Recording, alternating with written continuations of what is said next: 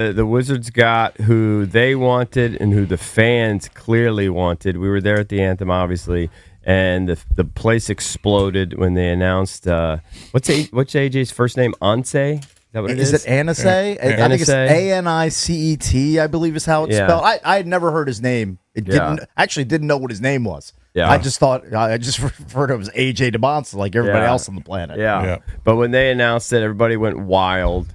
When he announced it, I was like, whose name? You thought it was someone different, didn't you? Whose name is Adam Silver reading? Did we turn in the wrong card? And then I heard Dybantsa, and I was like, okay, we're good. We're good here. Yeah. Well, the crowd said clearly who the crowd wanted. Oh yeah. I watched Will Dawkins later. He's going to be on our show. I think he did a thing with the media around midnight or so, or well after midnight, and he kind of alluded to, he's been watching this kid. He had notes on him for 4 years. Mm-hmm.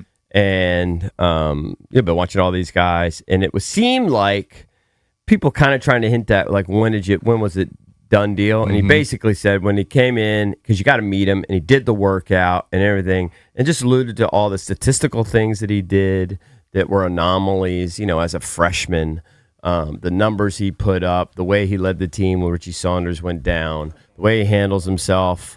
The way that he works, his goals that he has, how he fits in with the culture. We're going to talk to Will. Yeah. We'll get all that from him ourselves. But they felt pretty good. Although Will did acknowledge he looked at his notes one last time the night before because he wasn't sleeping well. Like everybody had a little anxiety.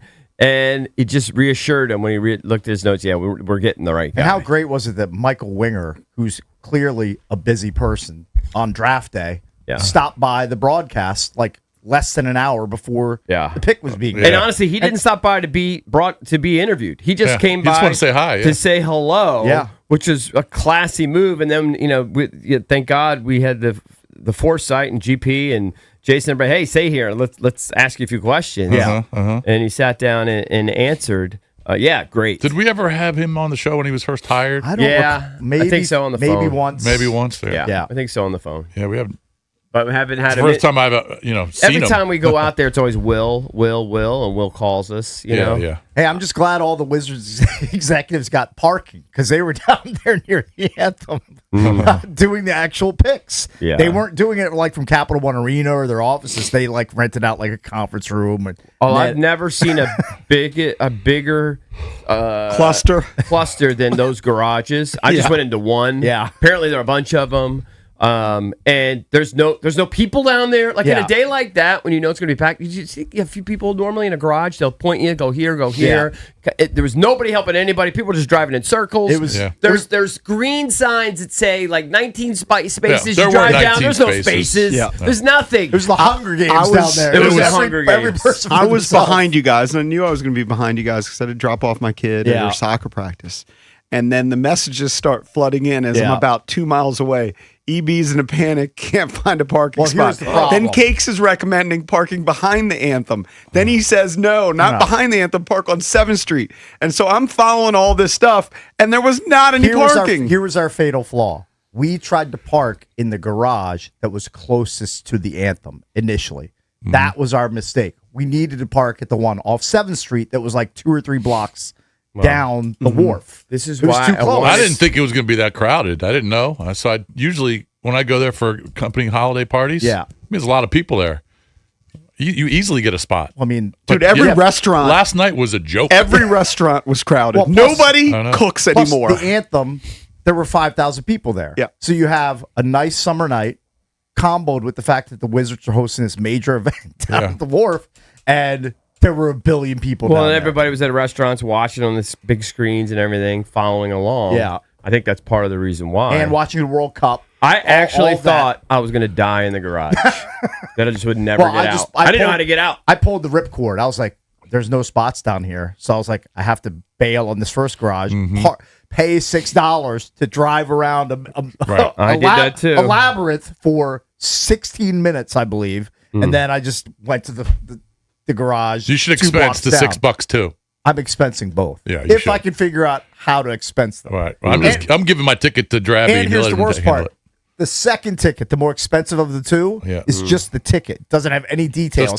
So I'm gonna have to write on it wharf, date, Wizards event, and it'll probably get denied by a bean counter somewhere in New York. I already threw away my ticket. I'm not even gonna be bitter. The donk move for me was I waited around for Dylan, who has an internship at Monumental Sports. And so you guys were gone. Dylan and I walked to the parking garage, get the car, drive back. Now he takes the Metro in to work. So he's at Metro Shady Grove. The donk move was because it was late, I actually pulled into Park and Ride, not Kiss and Ride. Kiss and Ride is a free drop-off. Park and Ride, I had to pay full $5.60 salty for Park and Ride that I was there for 2 minutes. Yeah, that stinks. Drove in there, dropped him off in his car. I was like, I pulled into the wrong zone of the parking lot. You boned yourself. Yeah. These things happen sometimes. What are you going to do? Well, when we checked into the media section, the lady gave Drab and I free parking passes. Oh, she didn't give me any sort of thing like that. I'm salty. So I was like, okay, cool, money.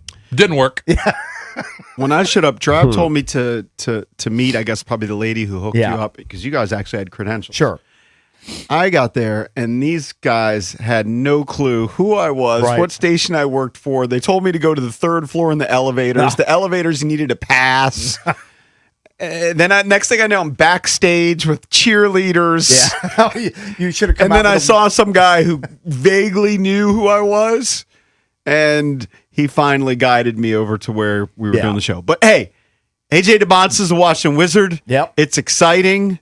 We'll play some audio throughout the show. We are going to talk to the general manager, Will Dawkins. It's a big GM day. Paul Taboni's going to join us. Yep, not a good bullpen day. One guy is happy, one guy's not. When I left the wharf, I think it was when I left the wharf, I looked over at the TV at one of the bars as I was walking by, and it was 4-3 in the eighth inning. What happened? The bullpen stinks. Your boy Brad Lord, who's been good. Yeah, he's like their gave up 6 runs. He had a rough evening. They were 1 strike away from a win. Yeah, that stinks. 1 strike away from a win. That's a terrible loss. And it's the bullpen. The bullpen is there. They have a couple of Achilles heels. But the biggest Achilles heel is the bullpen. Maybe Brad Lord had parked at the wharf and he was just tilted. He just couldn't find a spot. Well, you know what? You want to look for another Dylan Cruz heating up. He had a couple hits. 2 for 4. Nunez had a couple hits. They actually, somebody put out some graphic about just how Dylan Cruz has been smoking the ball and just been unlucky. Kind of what Taboni was talking about. Yeah. So we'll talk to Taboni at 9 o'clock, the president of baseball operations for the Nationals. I know a lot of people on social media were like, you got to ask him if he's going to go get some arms. He knew bullpen. We've been asking him every week. He gives us the same answer. Will Dawkins at 8, Paul Taboni at 9. We're the Junkies. Keep it here.